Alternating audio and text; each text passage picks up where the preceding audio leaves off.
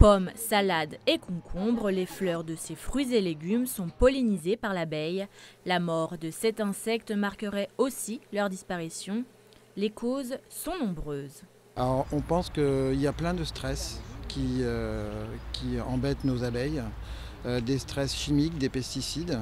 Il y a beaucoup de pathogènes aussi, des parasites, des acariens, des bactéries, beaucoup de virus, plus de 20 virus. Et face à ces virus, l'homme est même parfois obligé d'intervenir.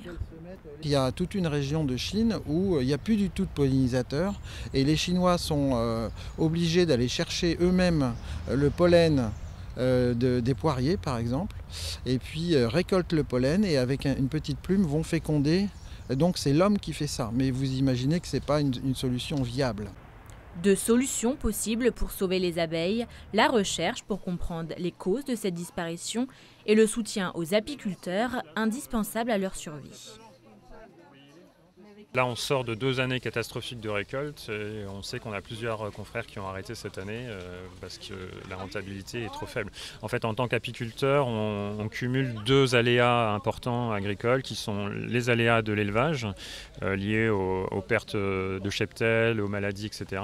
et les aléas de la météo. Un climat plus favorable à Paris où elles sont protégées sans pesticides, selon les spécialistes. Avec des ruches sur le toit de l'Opéra Garnier, les abeilles y sont plus productives malgré une longévité réduite. Une reine a précédemment avait une durée de vie de l'ordre de 4 ans, maintenant on est plutôt entre 2 et 3 ans.